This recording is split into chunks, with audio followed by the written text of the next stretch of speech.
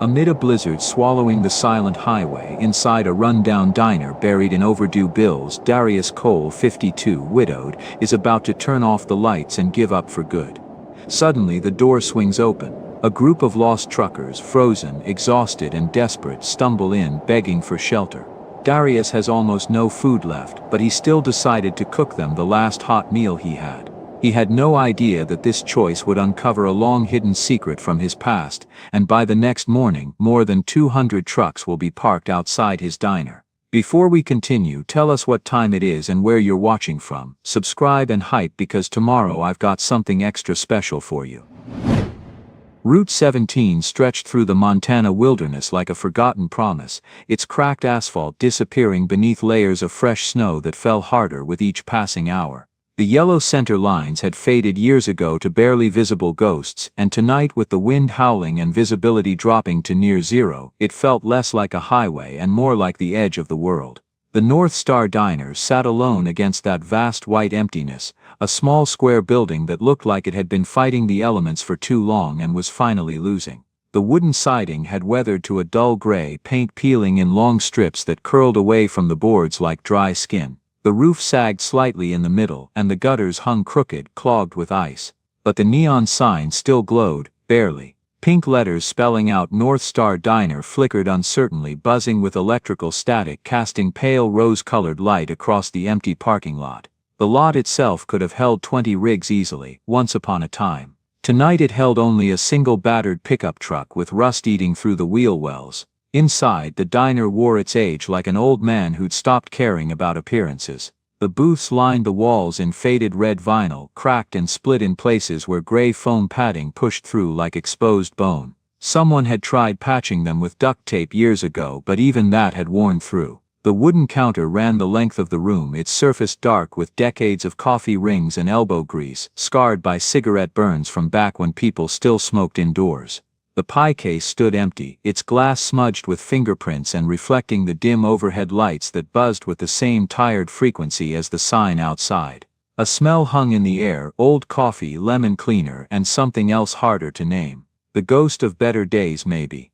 The echo of a place that had once been full of life. Behind the counter stood Darius Cole, both hands planted flat on the worn wood, staring at nothing in particular. He was a big man, 52 years old, and built like someone who'd spent his youth hauling freight and loading docks. Tall, broad across the shoulders, with dark skin weathered by wind and sun, and close-cropped hair going silver at the temples. His hands were large and call-used, the hands of someone who knew how to fix things, to work with tools and engines and the physical world.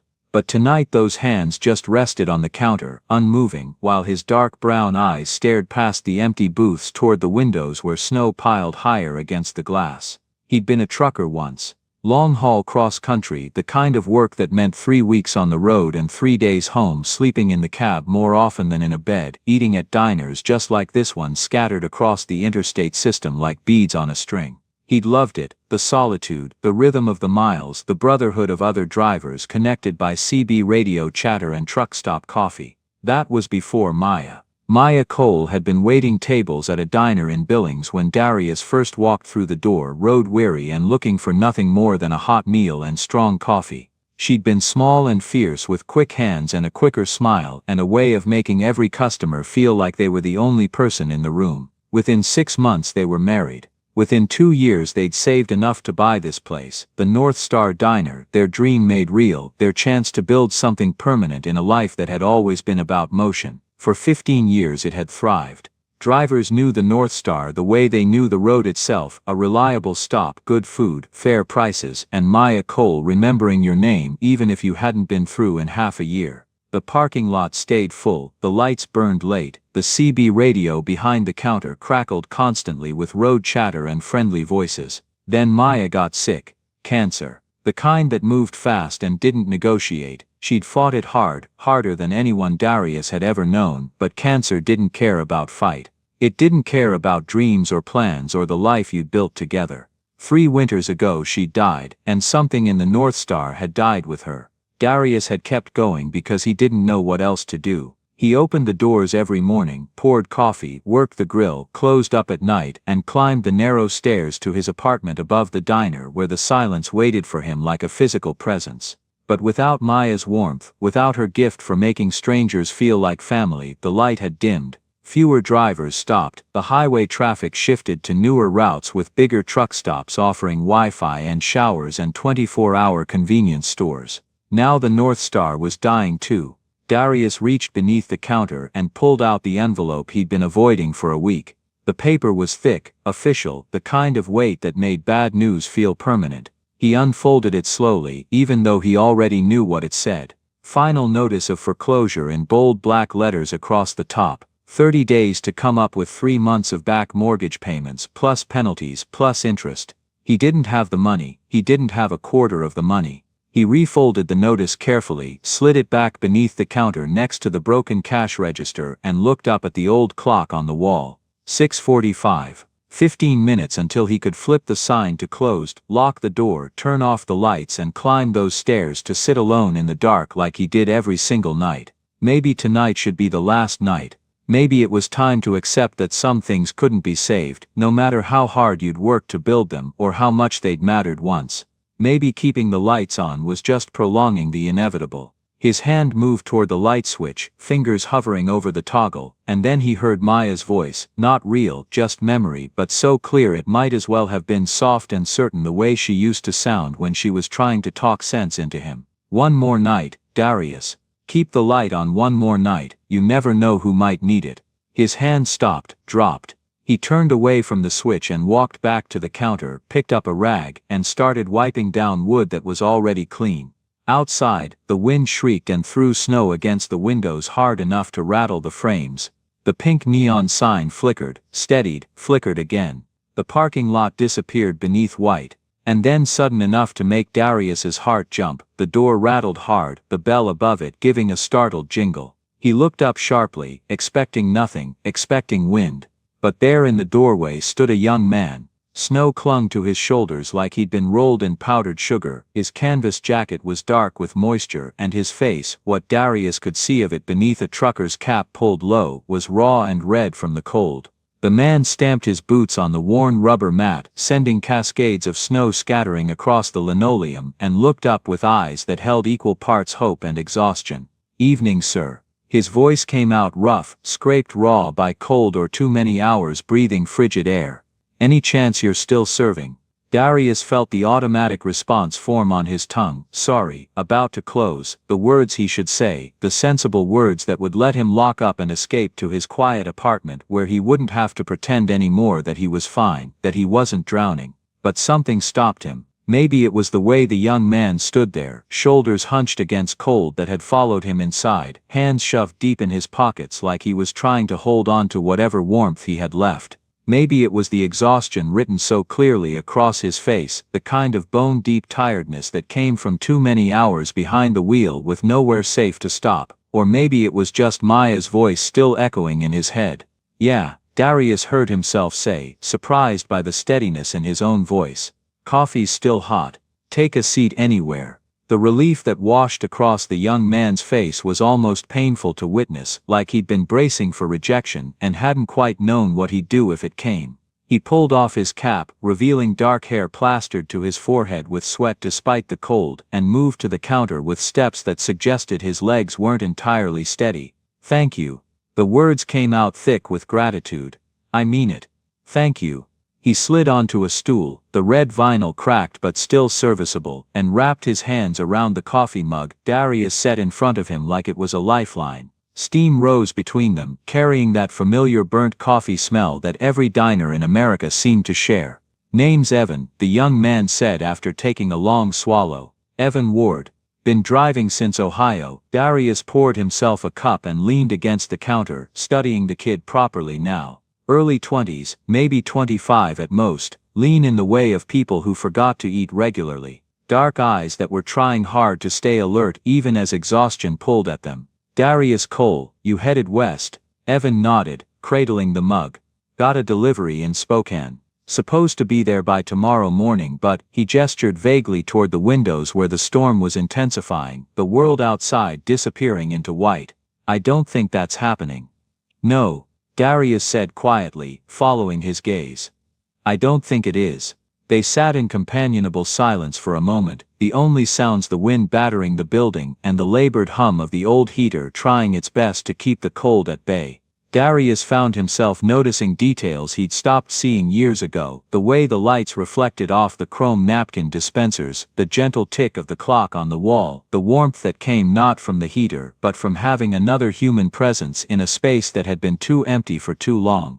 You want something to eat? Darius asked, surprising himself again. Evan's expression brightened. If it's not too much trouble, no trouble. Darius moved to the grill, firing it up with practiced ease. His hands remembered the motions, even if his heart had forgotten why they mattered, cracking eggs onto the hot surface, laying down strips of bacon, dropping bread into the toaster. The smells that rose up were familiar and comforting, anchoring him to something that felt almost like purpose. How long you been driving? Darius asked as he worked. About 2 years, started right out of high school. Evan took another sip of coffee. Always wanted to see the country, you know. Figured this was a way to get paid for it. It is that, Darius agreed. See everything there is to see, good and bad.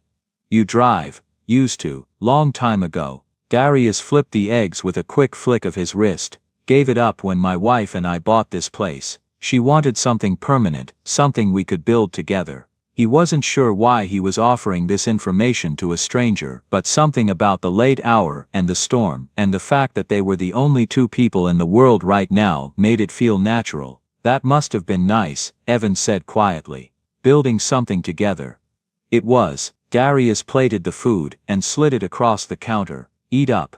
You look like you need it. Evan didn't argue. He ate with the focused intensity of someone who'd been running on fumes and convenience store snacks for too long. Darius refilled his coffee and found himself settling back against the counter, watching the young man eat and feeling something he hadn't felt in months. Not happiness, exactly, but not quite so alone either. Outside, the clock in his mind ticked past 7, past closing time, but Darius made no move toward the light switch. Instead he poured himself another cup of coffee, topped off Evan's mug, and let the warmth of the diner wrap around them both while the storm raged outside. Just 1 more hour, he told himself, then he'd close up. Just 1 more hour wouldn't hurt anything. The door shook hard at 7:03, the bell jangling with an urgency that made both Darius and Evan look up from their conversation. The wind pushed through in a blast of freezing air, and with it came 2 more figures, stumbling inside like survivors reaching shore. They were older than Evan but younger than Darius, somewhere in their 30s, both wearing heavy jackets with company logos across the back. Snow had crusted on their shoulders and beards, and their faces held that particular drawn look of people who'd been fighting bad roads for too long. You open? One of them asked, his voice hoarse with cold. Darius straightened, feeling something shift in his chest, a decision point. He could say no, could explain he'd only stayed open for Evan and was about to close. It would be reasonable, expected even. Yeah, he said instead. Come on in. They moved to the counter with the careful steps of people whose legs had gone stiff from hours in a cramped cab. They settled onto stools, and Darius was already reaching for the coffee pot, already moving back to the grill. Bless you, man, the second driver said as warmth from the coffee mug seeped into his hands. We've been looking for a place to stop for the last hour. Everything's either closed or full. Where you coming from? Darius asked, firing up the grill again. Denver, hauling auto parts up to Calgary. The first driver, his name tag read Carl, pulled off his gloves with stiff fingers. Highway patrols talking about closing Route 17 completely. Said conditions are only getting worse. Darius glanced toward the windows where the snow was falling so thick now you couldn't see more than a few feet beyond the glass. The parking lot lights created small halos of illumination that disappeared into white nothing. You call ahead to any motels? Darius asked. Carl shook his head grimly.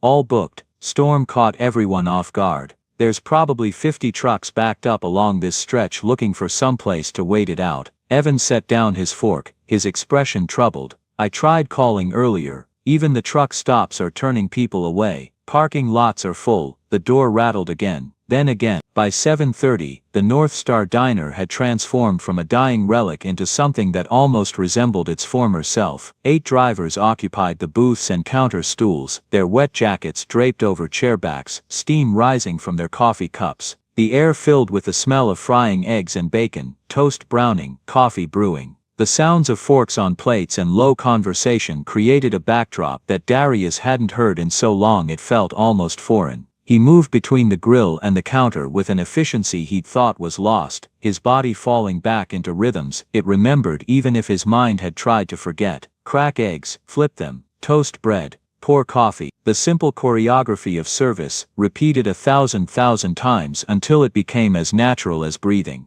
A younger driver, couldn't be more than 22, approached the counter hesitantly. His jacket had a rookie company's logo, the kind that hired fresh-faced kids, straight out of school, and paid them barely enough to survive. "Excuse me, sir." His voice cracked slightly with nervousness. Darius looked up from the grill. "What do you need?"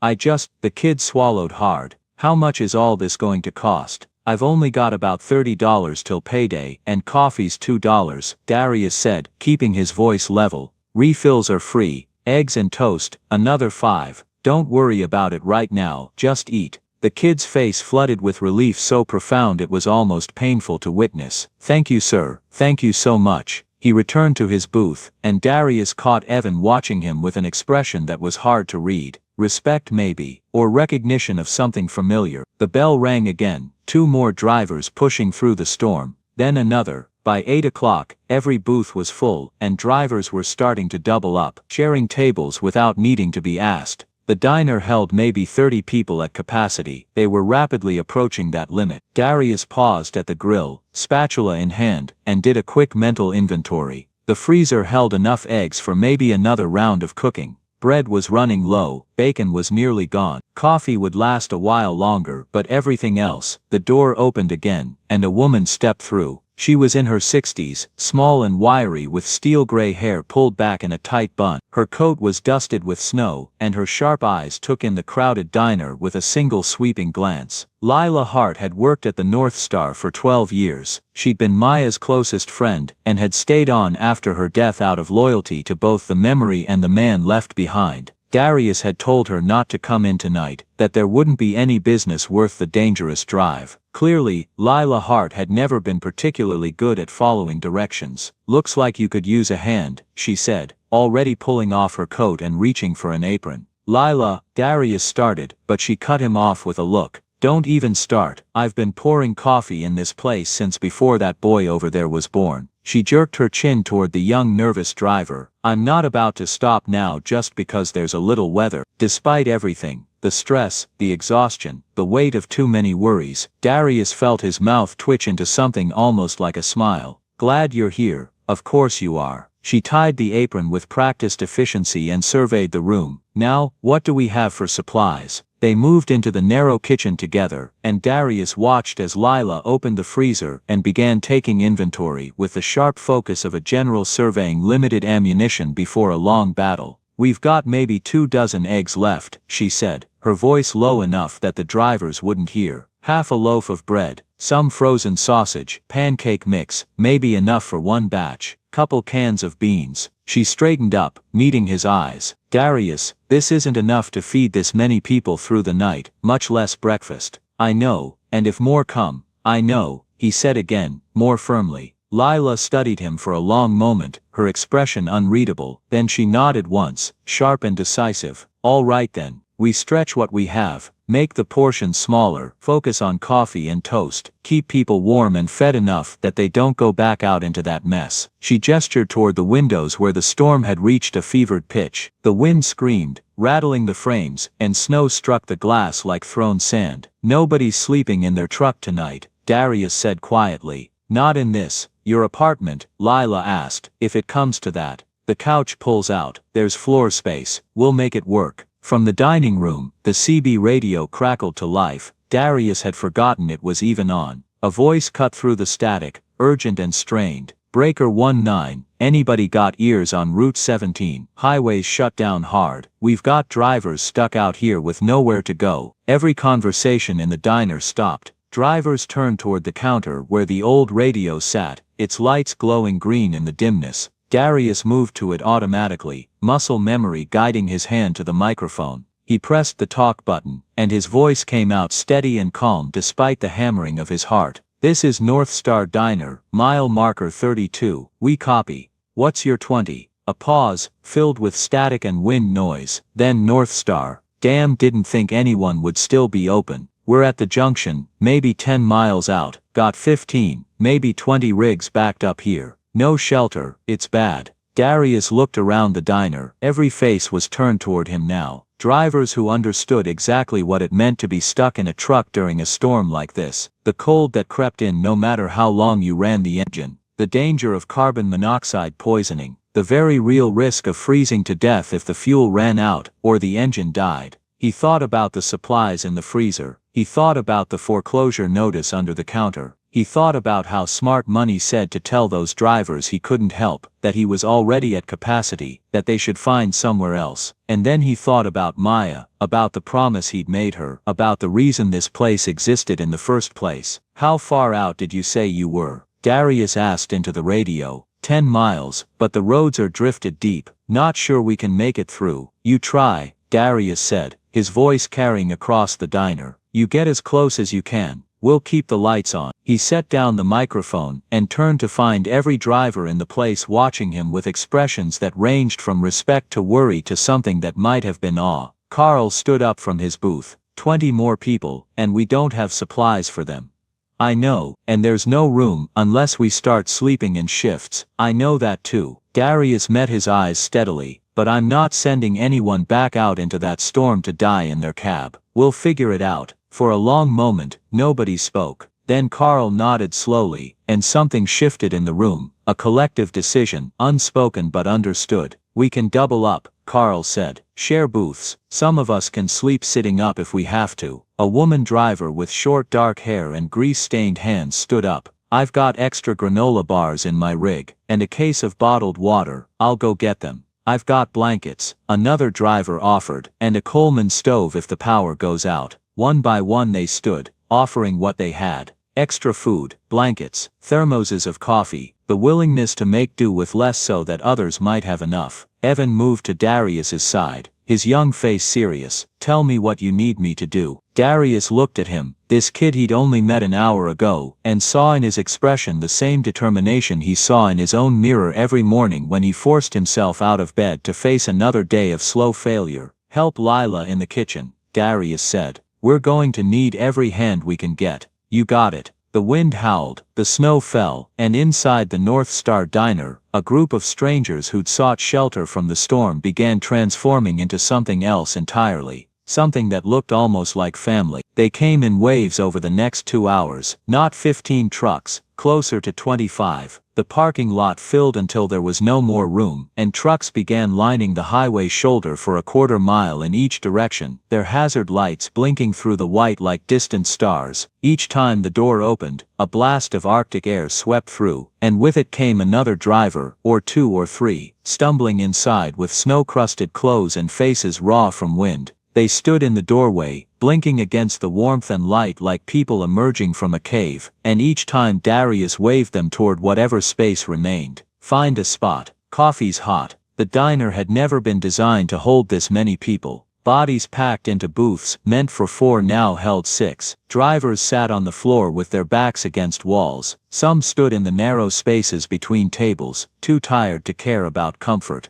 just grateful to be warm. Lila moved through the chaos with the efficiency of someone conducting an orchestra, somehow keeping track of who'd eaten, and who was still waiting, who needed more coffee, and who looked ready to collapse. Evan worked the grill alongside Darius now, his inexperience showing but his willingness making up for it. "How do you want these eggs?" Evan asked, spatula hovering uncertainly over the sizzling surface. "Doesn't matter," Darius said, "just keep them coming." The food stretched impossibly thin. Eggs became scrambled because they went further that way. Toast was cut into halves, then quarters. The pancake batter was watered down until it was barely thick enough to hold together on the griddle. But it was hot and it was filling, and nobody complained. A driver named Hank, older, maybe 60, with a weathered face and hands that trembled slightly as he held his coffee, approached the counter. "Mr. Cole," Darius looked up from the grill. "Yeah, just wanted to say thank you. My rig was running on fumes when I pulled in. Another hour out there," and he didn't finish the sentence. "Didn't need to. Don't mention it." "No, I mean it." Hank's voice roughened. "I've been driving 30 years, I've seen a lot of places close their doors when things got hard. You didn't. That means something." He returned to his booth before Darius could respond, leaving behind words that settled somewhere deep in Darius's chest, in a place that had been empty for too long. By 10 o'clock, the last of the food was gone. The freezer stood empty, except for a few forgotten ice cubes. The pantry held nothing but empty containers. Darius stood in the kitchen doorway, surveying the situation, and doing math that didn't add up no matter how he worked it. 40-some people, no food, a storm that showed no signs of stopping, and morning still hours away. Lila appeared at his elbow, her face drawn with exhaustion. "That's it," she said quietly.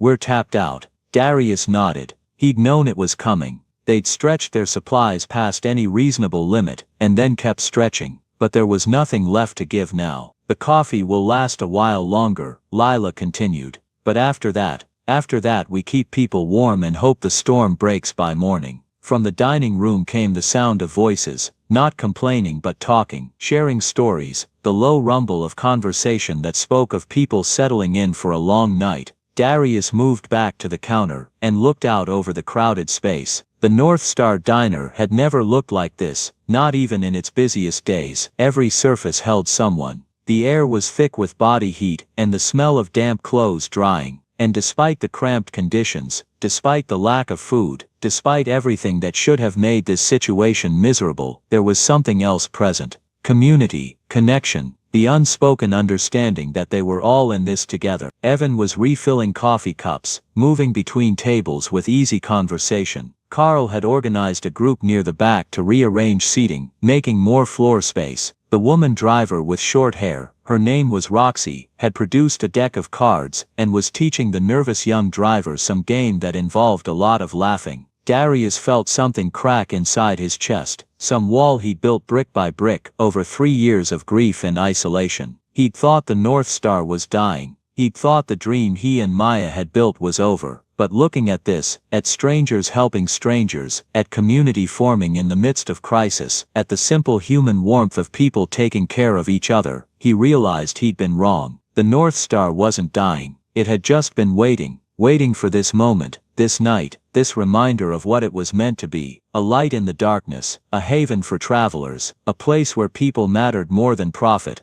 The CB radio crackled again. "North Star, you still awake?" Darius reached for the microphone. "We're here. Just wanted to say thanks for keeping the light on. You saved lives tonight. Whether you know it or not." The transmission ended. Darius stood there holding the microphone, staring at it, and felt his eyes burn with something he wouldn't name. Around him the diner settled into the quiet rhythms of a long night. Drivers dozed in booths or on the floor. Quiet conversations continued in corners. The heater hummed and groaned, working overtime. And through it all, the pink neon sign outside continued to glow, casting its light across the snow-buried parking lot. A beacon, a promise, a light that refused to go out.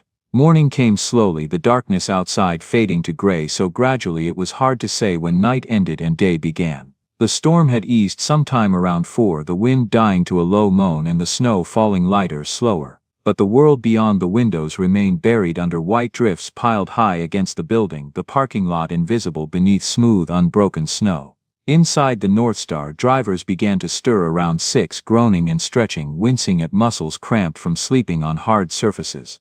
Nobody had slept well. How could they pack together like this? But they'd slept warm and safe, and that was worth more than comfort. Darius stood behind the counter, red-eyed and running on nothing but coffee and adrenaline. He hadn't slept at all. Someone had needed to keep watch, to monitor the heater, to make sure nobody slipped outside into the cold. So he'd stayed awake, moving between the kitchen and the dining room, checking on people, adding wood to the small emergency stove they'd fired up when the main heater started struggling. His body ached in ways he'd forgotten were possible. His feet throbbed from standing all night. His back had that deep grinding pain that came from too many hours bent over a grill. But when he looked out over the room at the drivers waking slowly, helping each other fold blankets, sharing the last dregs of coffee, he felt something he hadn't felt in 3 years. Purpose. Lila emerged from the back room where she dozed for a few hours on a pile of aprons. Her hair had escaped its bun completely, falling around her shoulders in a way that made her look younger despite the exhaustion etched into her face. She caught Darius's eye and moved to join him behind the counter. "We need to tell them," she said quietly. "About the food." "I know. They're going to ask about breakfast and we've got nothing. Not even bread for toast." Darius nodded, feeling the weight of it settle across his shoulders. He'd kept these people safe through the night, but now morning had come and he had nothing left to give them. The failure of it sat bitter on his tongue, but before he could speak, Carl stood up from his booth and cleared his throat. The room quieted immediately, all attention turning toward the big man whose presence somehow commanded respect without demanding it. "Listen up, folks." Carl's voice carried easily across the diner, rough from too little sleep but steady. "Before we start talking about heading back out, I think we need to talk about what happened here last night." Murmurs of agreement rippled through the room. This man, Carl gestured toward Darius, and 40 pairs of eyes followed the gesture, kept his doors open when he had every reason to close them.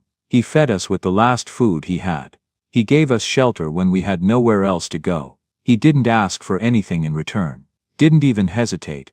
Carl paused, letting the words settle like snow on quiet ground. "Now I've been driving for 20 years, he continued. "I've seen a lot of places in that time. And I've seen a lot of places shut their doors on people who needed help. Seen diners turn away drivers because it was past closing time, or because they didn't want to deal with the hassle, or just because they didn't care. The North Star didn't do that. And I think we all know what would have happened if these doors had been locked when we came knocking." The silence that followed was heavy with understanding.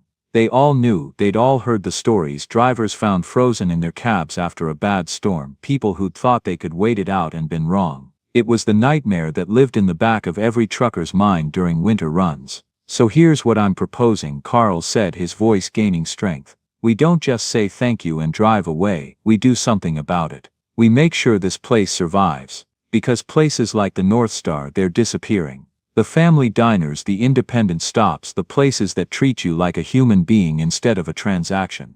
They're all going under, and if we don't do something, we're going to lose them all." More voices joined in now, a chorus of agreement building like a wave. Evan stood up from where he'd been sitting on the floor near the back, his young face serious in a way that made him look older. He pulled out his phone, checking the screen even though the battery was nearly dead.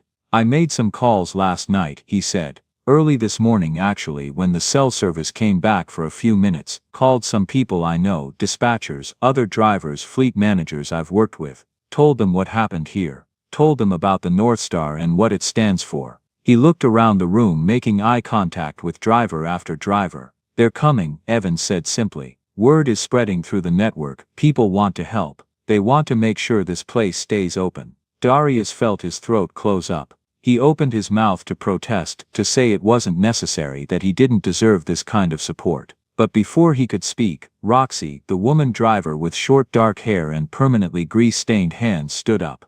"How many of us have been helped by places like this?" she asked, her voice carrying a challenge. "How many times has a small diner or a family truck stop saved you when you needed it, when you were broke or lost or just so damn tired you couldn't see straight? How many times has someone kept the light on for you?" Hands went up around the room, almost everyone. Some people raised both hands, indicating multiple times. "Exactly," Roxy said. "We've all been there, we've all needed help. And someone gave it to us, no questions asked. So now it's our turn, now we're the ones who can help." What happened next would stay with Darius for the rest of his life, replaying in his memory during quiet moments, during the times when doubt crept back in and tried to tell him he didn't matter. One by one the drivers approached the counter. They pulled out their wallets, worn leather things that carried licenses and fuel cards and photographs of people they loved but rarely got to see. They pulled out bills, crumpled 20s and smooth 50s and sometimes just 5s, whatever they could spare from paychecks that had to stretch too far already.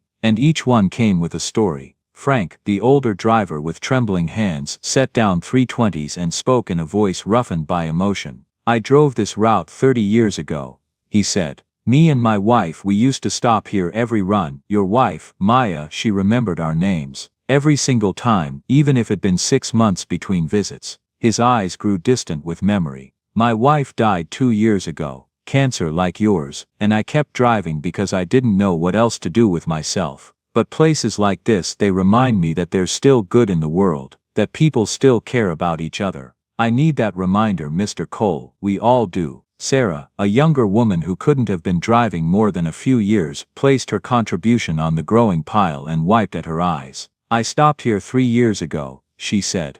I was on my first solo run and I was terrified. I just left a bad marriage and I was trying to start over and I didn't know if I could handle the road. Your wife, Maya, she saw me crying in a booth. She sat with me for an hour. Just listened while I talked about everything that was falling apart in my life. She didn't judge. Didn't offer advice I didn't ask for. Just listened, and when I left, she said, Sarah's voice broke slightly, she said, the road will teach you that you're stronger than you think. She was right. I wouldn't be here without that conversation. Hector, a stocky driver with a thick accent and kind eyes, added his bills to the pile. You don't remember me, he said to Darius.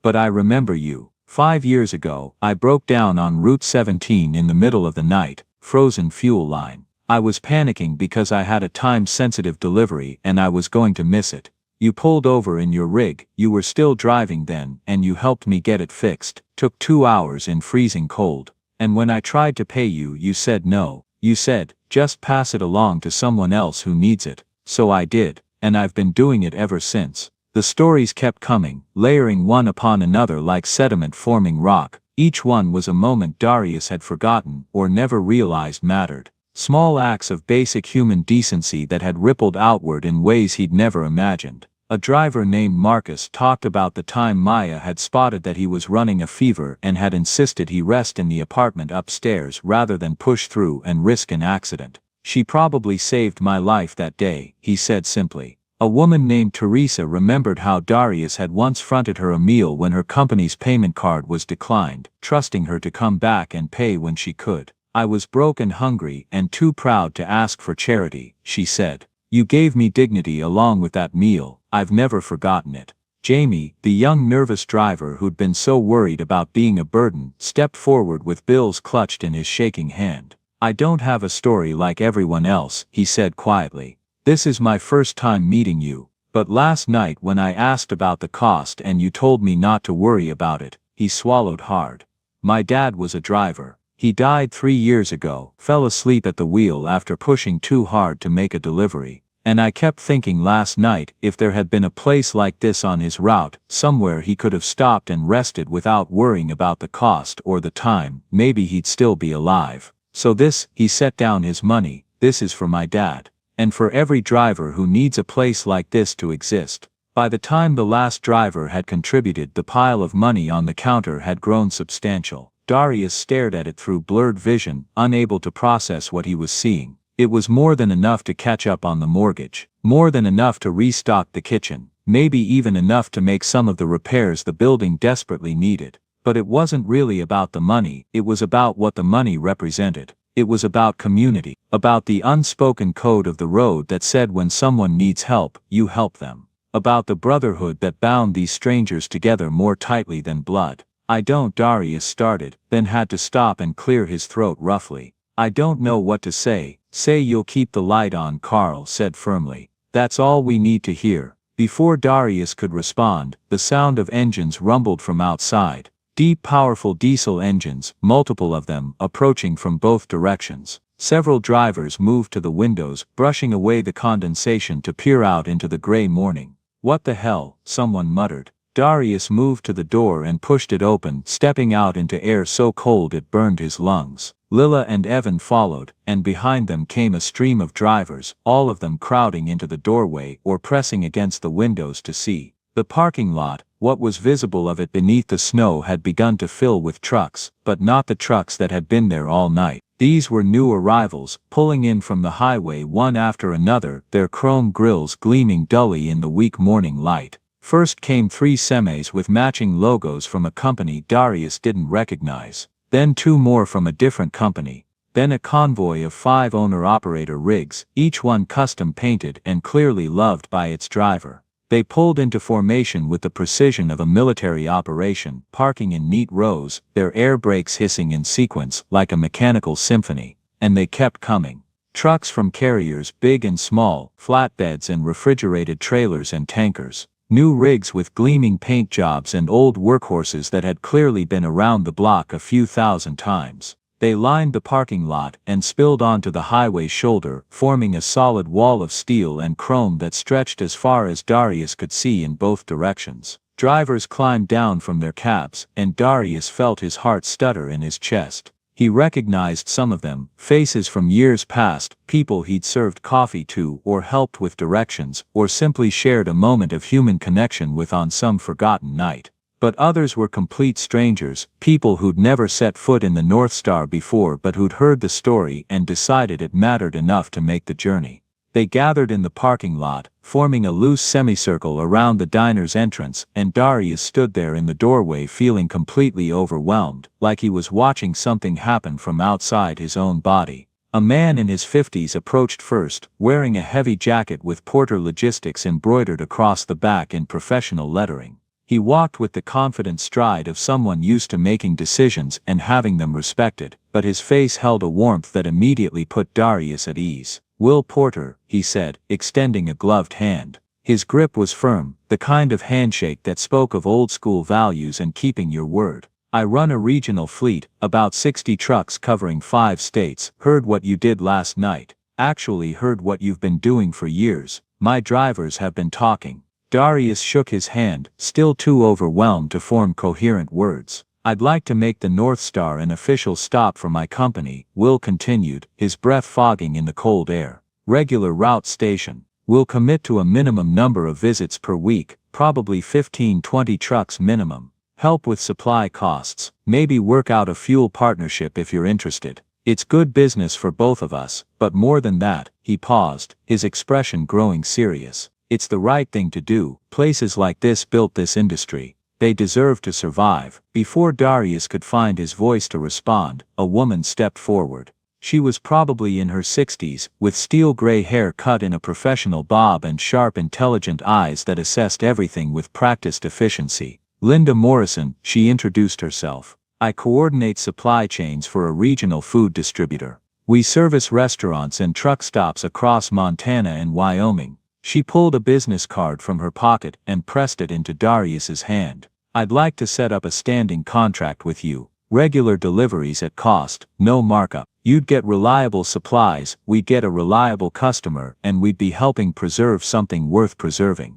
Then another person stepped forward, and another. Fleet managers offering contracts and partnerships. Independent operators pledging to make the North Star a regular stop on their routes. Representatives from trucking associations talking about recognition programs and historical preservation grants. A mechanic who owned a shop 30 miles away, offering free maintenance on the diner's heating and electrical systems. A fuel company rep proposing a small but viable fuel island installation that could serve the trucks that stopped here. They came forward one by one, each offering something tangible, not charity but partnership, not handouts but mutually beneficial arrangements that would help ensure the North Star's survival while serving their own needs too. And through it all, Darius stood there taking it in, trying to process the reality that his small act of keeping the doors open had somehow sparked this massive response. Carl appeared through the crowd, carrying a thick envelope, bulging with contents. He pressed it into Darius's hands with both of his own, holding it there for a moment.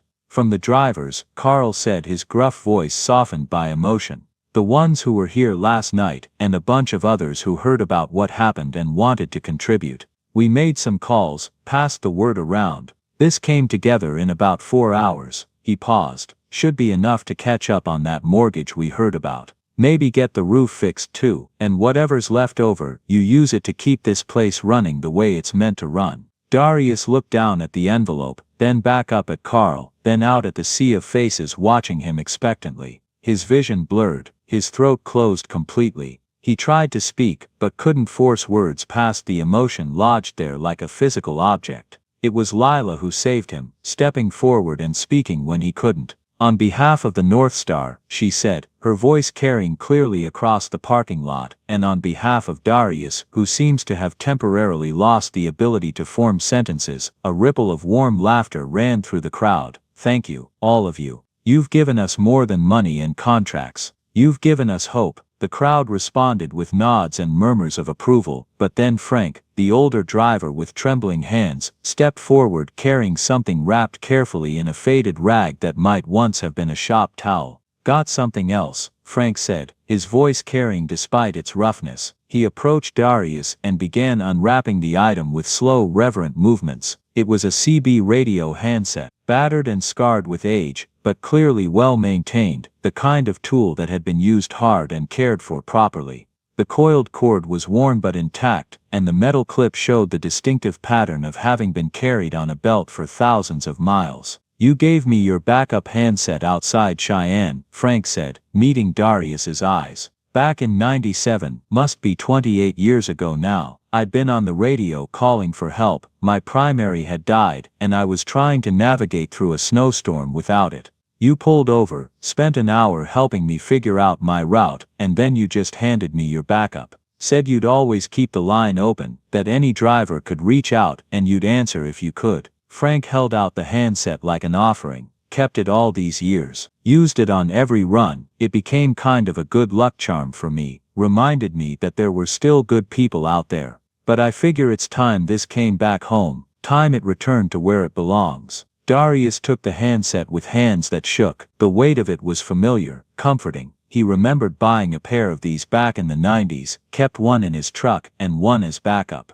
He'd forgotten about giving it away, forgotten about Frank and that storm and that moment of connection, but Frank had remembered, had carried this piece of Darius's past for nearly 3 decades, and now was returning it like a sacred trust. The crowd had gone completely silent, watching this exchange, and Darius felt something inside him crack open completely, not break open, like a seed splitting to let new growth through. "Thank you," he managed, his voice barely above a whisper, then louder, stronger, speaking to Frank but meaning it for all of them. "Thank you, all of you." He turned and walked back into the diner, moving on instinct more than conscious thought.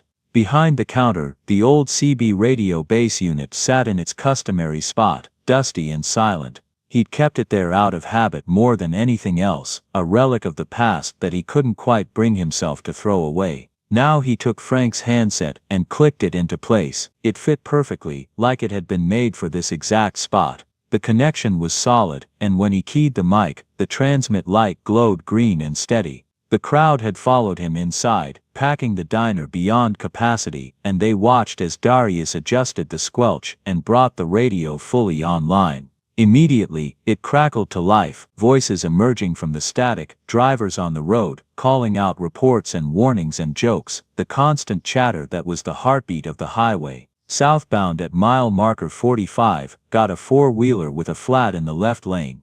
Copy that. I see him moving over. Anybody know if that truck stop at Junction City is still open? The one with the good pie? Yeah, but it's under new management. Pie's not what it used to be. 10-4. Thanks for the heads up." The familiar sound of it, the rhythm and cadence of road communication that had been the soundtrack to years of Darius's life, wrapped around him like a blanket. He stood there with one hand on the counter and the other still holding the microphone, and he let himself feel it all. The grief and the loss, the years of loneliness, the slow death of hope, but also this moment, this community, this reminder that even in the darkest times, even when you thought you were completely alone, you weren't. You were part of something larger, something that endured. Evan appeared at his side, and when Darius looked at the young man, he saw understanding in his eyes. Evan had been a stranger 24 hours ago. Now he felt like family. "They mean it," Evan said quietly. "All those offers, all those commitments, this isn't just talk.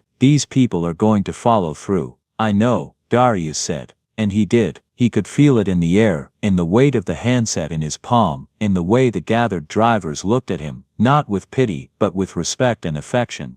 Outside, the morning sun was finally breaking through the clouds, sending shafts of pale golden light across the snow-covered landscape. The parking lot full of trucks gleamed in that light, chrome and steel and glass reflecting brilliance. The North Star had survived the night, and now impossibly, miraculously, it was going to survive much longer than that. The light was going to stay on. The parking lot of the North Star Diner became something between a truck rally and a family reunion. Drivers stood in clusters despite the cold breath fogging in the air, stamping their feet and clapping hands together but making no move to leave. More trucks kept arriving, pulling off the highway carefully, adding to the growing congregation. Darius stood in the doorway with Lila beside him, both of them staring at the scene with expressions caught somewhere between disbelief and wonder. A man in his 50s approached, wearing a jacket with Porter Logistics embroidered across the back. He walked with the confident stride of someone used to making decisions, and when he extended his hand, his grip was firm.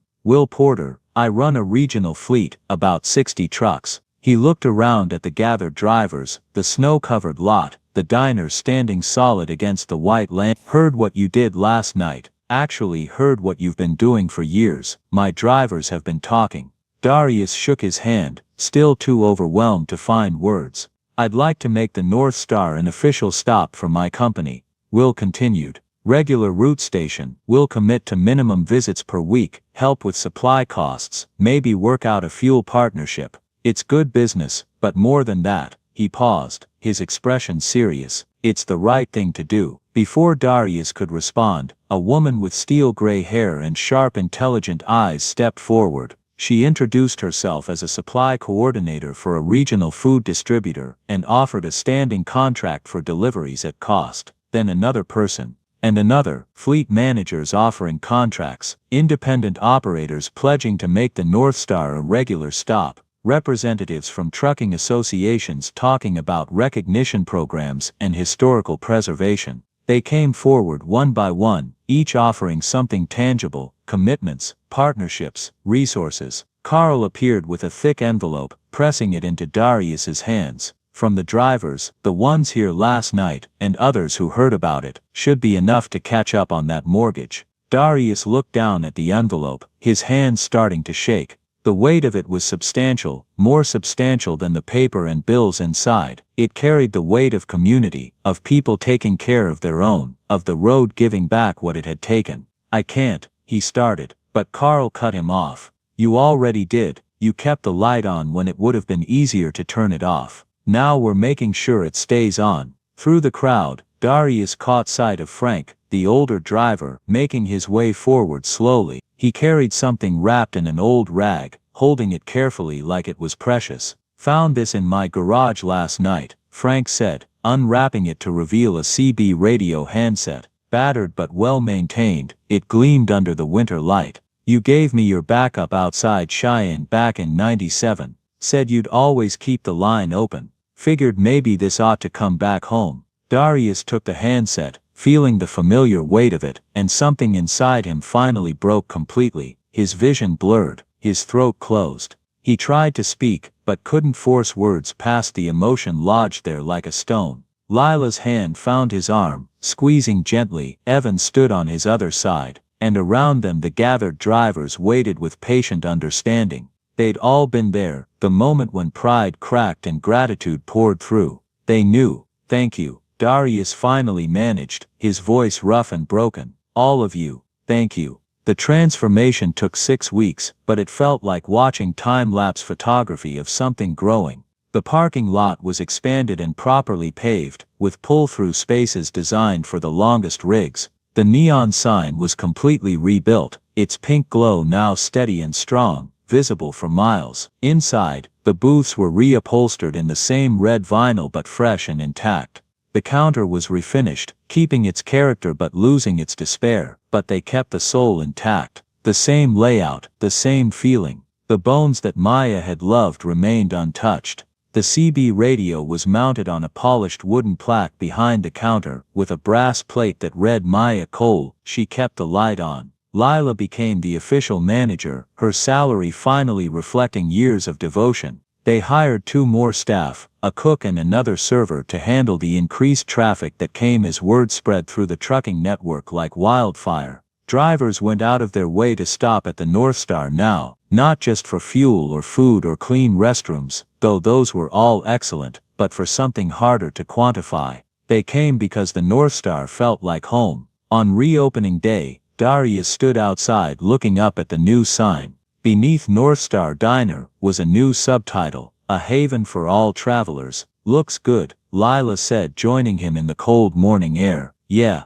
it does." Darius swallowed hard. Maya would have loved this. She would have loved that you didn't give up, that you kept her dream alive even when it was killing you to do it. The CB radio crackled inside, now restored to its place of honor, always on, always listening. "Breaker 19, North Star Diner, you got your ears on." Darius smiled and headed inside, reaching for the handset with practiced ease. "North Star here, go ahead. This is Red River Express, coming in from Billings. Heard tell you folks make the best coffee on Route 17. We do our best. How far out are you?" "About 20 minutes. Got 4 rigs with me. We'll have the coffee hot and the grill ready. Come on in." "Copy that, North Star. See you soon." Darius hung up the handset and found Lila already firing up the grill, moving with the practiced efficiency of someone who belonged exactly where they were. The morning rush was coming. They were ready for it. They were always ready now. 6 months after the storm, the North Star had become more than a successful business. It had become an institution, a landmark that drivers planned their routes around, that companies added to official stop lists, that travelers sought out because they'd heard the stories.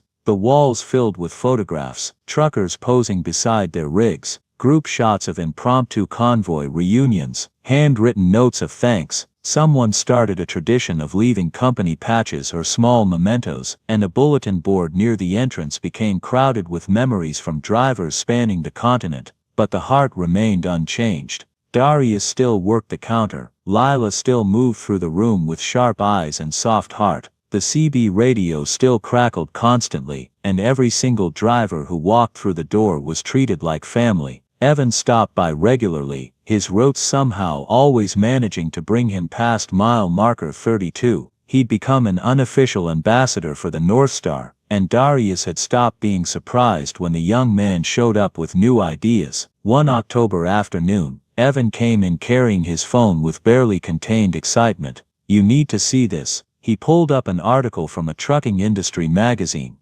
The headline read North Star Diner, the little truck stop that refused to die. Darius read through it slowly, seeing his own story reflected back through someone else's words. The article talked about community, about the code that bound truckers together, about human connection in an isolating industry. And it talked about him, Darius Cole, the former driver who'd kept his doors open during a blizzard and sparked a movement. "They want to do a follow-up," Evan said. "Maybe even a documentary. People are responding to this, Darius. It's bigger than just us." "It's just a diner," Darius said, handing the phone back. "No, it's a reminder that people still care about each other. That we're not just cargo manifests or delivery schedules, we're human beings, and sometimes we need a place where that actually matters." That night, after the last customer left and the kitchen was cleaned, Darius climbed the stairs to his apartment. It was larger now, expanded during the renovations, but he'd kept Maya's things exactly where she'd left them. Her books on the shelf, her favorite mug in the cabinet,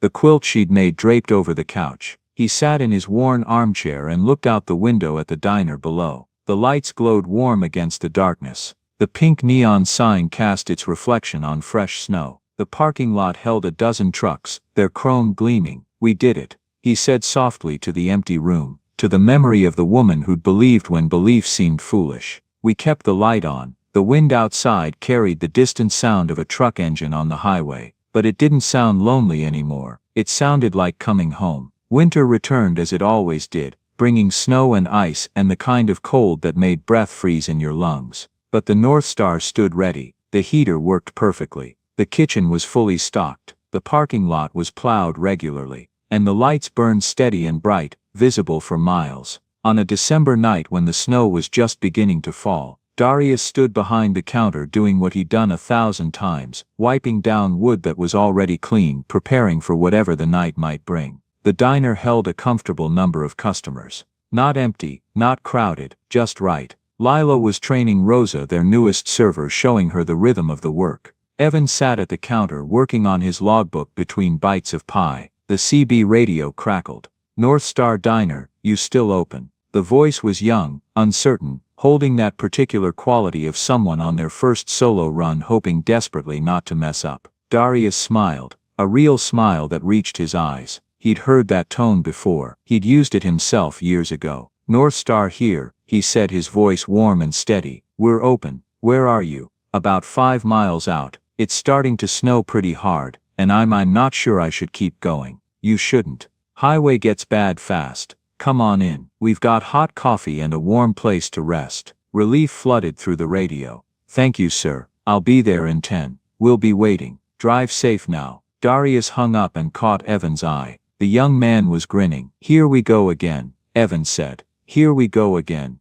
Darius agreed. He moved to start a fresh pot of coffee, his hands steady and sure. Through the window snow began to fall more heavily, white flakes swirling in the light from the parking lot. But he wasn't worried. The North Star had weathered storms before. It would weather this one too. The door opened with its familiar jingle. A young driver stepped inside, stamping snow from his boots, looking around with wide eyes that gradually relaxed as he took in the warmth and light. Come on in, Darius called. Take any seat you like. The young man moved to the counter, and Darius poured him coffee, watching his cold hands wrapped gratefully around warm ceramic. First time out alone, Darius asked. That obvious a sheepish smile. Yeah, second week, still figuring it all out. You'll get there. We all do. The road teaches you if you let it. You drive, used to. These days I just keep the coffee hot and the lights on. Well, the young man raised his mug slightly. I appreciate it. Was starting to think I'd have to sleep in my cab. Not while the North Star's standing, Darius said firmly. You need a place to rest. You've got one. The CB crackled again. Another voice calling out through the snow. Then another. Drivers looking for shelter following the beacon of pink light through the gathering storm. Darius answered each call with steady reassurance. One by one they came. The parking lot filled with trucks, the diner filled with people, and somewhere in the midst of it all Darius paused and looked around and felt it, that deep sense of rightness that had been missing for so long. This was what Maya had envisioned. Not just a business but a home, a haven, a light in the darkness. Lila caught his eye across the room and smiled. He smiled back. Outside the storm intensified. But inside the North Star diner, the lights burned warm and steady, the coffee flowed freely, and the doors stayed open. They would always stay open. Because that was the promise Darius Cole had made, to his wife, to himself, to every traveler who found their way to this bright place on the edge of the wilderness. The light would never go out. Not tonight, not tomorrow, not ever. The North Star would keep burning. A beacon for the lost and weary, a reminder that even on the coldest nights and darkest roads there was always somewhere warm to land, always someone willing to keep the light on, always home. 6 weeks later the North Star stood transformed, not rebuilt into something new, but restored into the best version of itself. The parking lot had been expanded and properly paved, the cracked asphalt replaced with smooth blacktop marked with clean white lines designating pull-through spaces designed for the longest rigs. Lighting towers stood at intervals, bright enough to illuminate the entire area but angled to avoid blinding drivers. A small fuel island occupied one corner, nothing fancy, just 2 pumps, but it was enough to serve the trucks that stopped here regularly. The building itself had been repaired from the ground up. The sagging roof was replaced, properly insulated this time. The siding was restored and painted in the same colors it had worn in its prime, cream with forest green trim. New windows replaced the old drafty ones, but they were the same size and style, keeping the character intact. But it was the sign that drew the eye. The pink neon North Star diner glowed steady and strong now, rebuilt from scratch but faithful to the original design. And beneath it, in smaller letters of warm gold, a haven for all travelers. Inside the transformation continued, that balance between restoration and improvement. The booths wore fresh red vinyl that matched the original color exactly, but this time, the padding was thick and comfortable. The counter had been refinished, keeping every scar and burn mark that held memories while sealing the wood properly. The floor was replaced but styled to match the vintage linoleum pattern. New equipment filled the kitchen. A commercial refrigerator that actually maintained temperature, a grill with even heat distribution, a dishwasher that would save hours of manual labor. But the layout remained the same, the workflow unchanged. They'd added a small trucker's lounge to one side, nothing fancy, just a room with comfortable couches, a couple of showers, a washer and dryer, and a quiet space where drivers could rest between shifts. It had been Will Porter's idea, and he'd helped fund the construction. But the most important addition sat behind the counter on its polished wooden plaque, the CB radio, restored to full functionality, with Frank's handset mounted permanently in place. The brass plate beneath it read, "Maya Cole, she kept the light on." And beside it, a photograph, Maya behind this very counter, coffee pot in hand, laughing at something just out of frame. Her joy was captured there forever, a reminder of what the North Star had always been meant to be. The grand reopening was scheduled for a Saturday in late spring, when the snow had finally melted and the world was green and new again. Darius had wanted something quiet, maybe a few extra customers, a small acknowledgement, nothing special, but the trucking community had other ideas.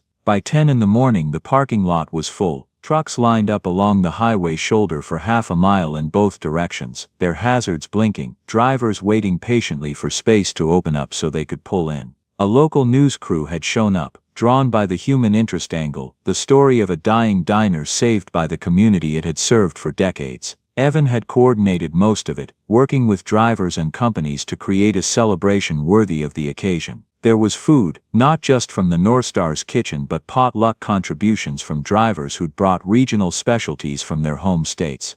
Texas barbecue sat next to Wisconsin cheese curds, Carolina pulled pork beside Maine lobster rolls. It was a feast assembled from across the country, a culinary map of the highways these people traveled. Someone had brought a portable speaker system, and music filled the air, country and classic rock and the occasional trucker anthem that everyone seemed to know the words to. A driver who played guitar had convinced a few others to join him, forming an impromptu band that set up near the fuel island and played with more enthusiasm than polish. But it was the people that made it special. Hundreds of them, filling the parking lot and the diner and spilling out onto the grass. Drivers Darius had met that stormy night 6 weeks ago, and drivers he'd known for years, and drivers who'd never been to the North Star before but had heard the stories and wanted to be part of it. They came in their work clothes and company jackets, bringing families when they could, wives and husbands and children who'd heard about daddy's job or mama's life on the road and wanted to see this place that meant so much. They came with cameras and smartphones, documenting the day, taking pictures beside the sign, inside the diner, with Darius and Lila and the staff. Frank was there holding court near one of the booths, telling stories to a group of younger drivers about the old days when Route 17 was a major artery, and places like the North Star dotted the highway like jewels on a chain. His hands still trembled but his voice was strong, and the young drivers listened with the respect due to someone who'd earned his wisdom through hard miles. Carl arrived with his daughter, a college student studying engineering, who looked at her father with new eyes when she saw how he was treated here, the respect and affection shown to him by his peers. She pulled Darius aside at one point and said quietly, "Thank you for this. My dad talks about this place like it's sacred. I never really understood until now." Roxy brought her wife and their 2 kids, introducing them proudly to everyone they met. "This is the place I told you about," she kept saying to her family. "This is what I mean when I say the road takes care of its own." Sarah, the young woman who'd talked with Maya about starting over, arrived with a confident stride that spoke of someone who'd found her way. She sought out Darius specifically to tell him she'd bought her own rig. She was an owner-operator now, building her own business. "Your wife was right," she said. "The road taught me I was stronger than I thought." Even some of the company representatives showed up, Will Porter and Linda Morrison and a dozen others who'd made commitments and were following through. They mingled with the drivers, talking shop and sharing stories, the lines between management and labor blurring in the face of shared purpose. The local news crew interviewed driver after driver, collecting stories for their segment. What they were hearing clearly surprised them. This wasn't just about a diner being saved. It was about community. About people taking care of each other in an industry that could be brutal and isolating. About preserving something that mattered in a world that too often valued efficiency over humanity. They interviewed Darius, of course, and he did his best to answer their questions, even though talking to cameras made him profoundly uncomfortable. "Why do you think people responded the way they did?" the reporter asked, microphone extended. Darius thought about it, choosing his words carefully. "I think people are hungry for connection," he said finally. We live in a world where everything's automated and anonymous. You can go days without having a real conversation with another human being. But places like this, they remind us that we need each other, that we're better together than we are alone. And what does the North Star mean to you personally? Darius glanced back at the diner, at the people streaming in and out, at the laughter and conversation and life that filled it now. It's my wife's dream, he said simply.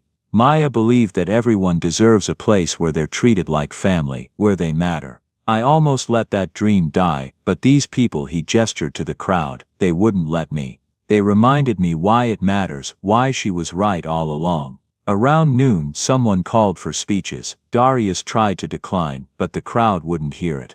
They gathered around the diner's entrance, drivers and families and staff, and they waited expectantly. He stood on the small step by the door, feeling awkward and exposed, and looked out over the sea of faces. Some he knew well, others he'd never met, but they were all here because of the same reason, because they believed in what the North Star represented. I'm not much for speeches, he started, and several people laughed warmly, but I need to say thank you.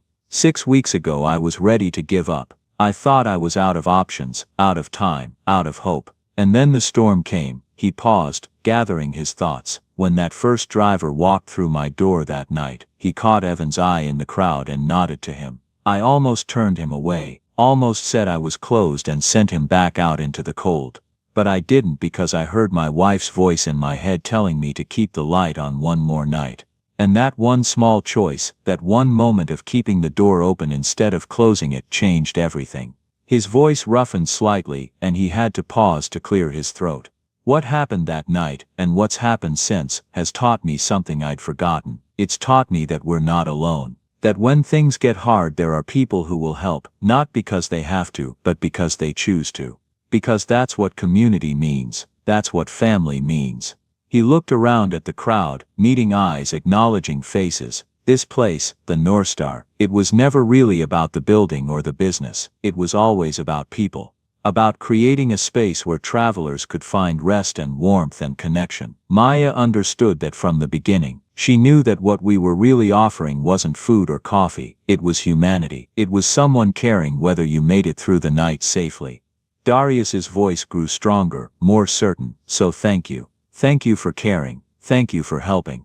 Thank you for proving that places like this still matter, that people still matter. The North Star is going to stay open, and it's going to stay open the right way. Doors unlocked, coffee hot, and the light always burning. That's a promise. The applause started before he finished speaking, building into something that felt less like a claim and more like affirmation.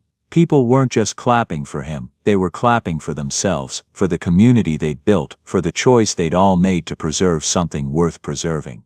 Lila appeared at his elbow, pressing a glass of water into his hand. Good speech, she said quietly. Maya would have been proud. Think so, I know so. She squeezed his arm. Now come on, we've got a restaurant to run and about 300 people who want to eat in it. The celebration continued into the evening. Drivers came and went, stopping by to pay their respects before heading back out onto the road. The band played until their fingers hurt. Children ran between trucks under the watchful eyes of parents who'd learned to let them play, but never stop counting heads.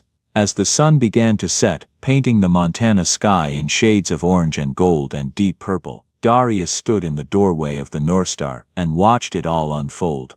The parking lot full of trucks, the people gathered in small groups, talking and laughing. The warm light spilling from the diner's windows. Evan approached, holding 2 cups of coffee. He handed one to Darius and stood beside him in comfortable silence for a moment. You did it, Evan said finally. We did it, Darius corrected. All of us. Fair enough. Evan took a sip of coffee. You know this is going to change things, right? The news coverage, the documentary they're talking about. All the attention. The North Star's going to be famous. Darius grimaced slightly. I don't want famous, I just want to keep the doors open. I know, but sometimes you don't get to choose. Sometimes the story chooses you. Evan paused. Just remember, no matter how big this gets, the heart of it stays the same. It's still about people helping people. It's still about keeping the light on. Yeah, Darius agreed, it is. They stood there as the last light faded from the sky, and the parking lot lights came on, illuminating the scene in artificial daylight. More trucks were arriving even now, drivers who'd heard about the reopening and wanted to be part of it, even if they were late. The CB radio crackled inside, voices calling out across the darkening landscape, drivers checking in and looking out for each other the way they always had. The sound of it had become constant background music again, the rhythm Darius had missed more than he'd realized. "I should get back inside," Evan said. "Lila's making me work for my dinner. Go ahead, I'll be there in a minute." Evan clapped him on the shoulder and disappeared into the warmth of the diner. Darius remained in the doorway, coffee cooling in his hands, and let himself feel the full weight of this moment. He thought about Maya, about the dreams they'd shared, and the life they'd built. He thought about the 3 years of grief and loneliness that had followed her death, and he thought about that storm night, 6 weeks ago, when keeping the door open for one more traveler had somehow sparked this miraculous chain of events. The wind picked up slightly, carrying the smell of spring grass and distant rain. A weather front was moving in, nothing serious, just the kind of evening shower that would settle the dust and cool things down.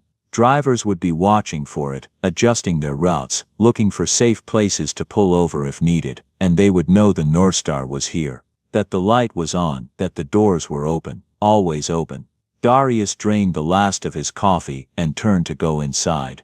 Behind him the pink neon sign glowed steady and strong against the darkening sky, and the gold letters beneath it promised what they'd always promised. A haven for all travelers, a place where people mattered, a light that would never go out. Join us to share meaningful stories by hitting the like and subscribe buttons. Don't forget to turn on the notification bell to start your day with profound lessons and heartfelt empathy.